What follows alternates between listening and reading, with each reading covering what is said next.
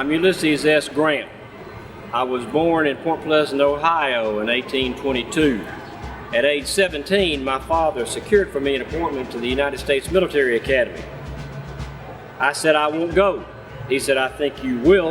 And I said, well, if you think I will, then I think I will. When I got to the academy, I was 17 years old. I was 5 feet tall and I weighed 105 pounds. I had found out that everyone at West Point gets a nickname.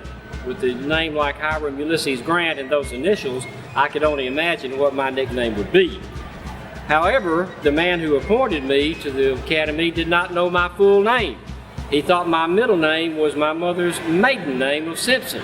So he put down Ulysses Simpson Grant, and I became Ulysses Simpson Grant.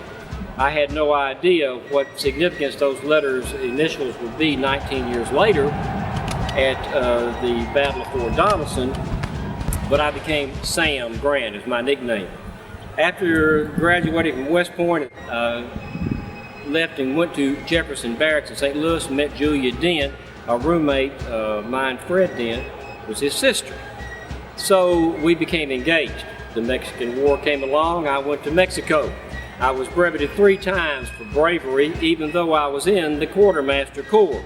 I didn't have a combat assignment, but I went to the sound of the guns. I wrote Julia a letter and said, it seems to me that the sound or the fear of the bullets and missiles is worse than the actual sound. And I've got a reputation for being uncannily calm under fire. After the war, I came back and I married Julia. We had 4 children. In 1854, I resigned from the Army as a full captain, one of only 50 in the United States Army at that time. For the next several years, while I was not successful at anything, I really wasn't a failure.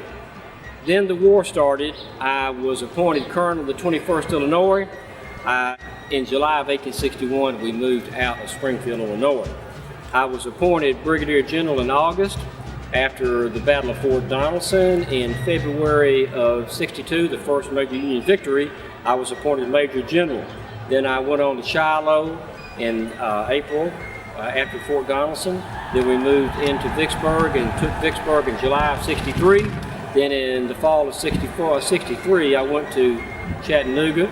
Then President Lincoln put through an act of Congress and revived the rank of Lieutenant General and gave me my 3rd star.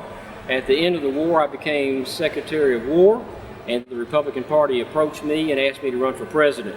I felt that I should, since they were the party that supported President Lincoln and myself.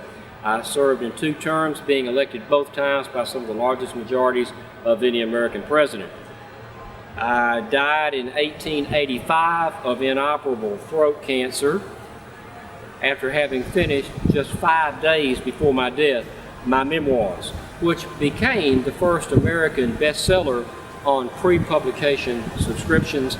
Julia made about $450,000 and her future and security were secured.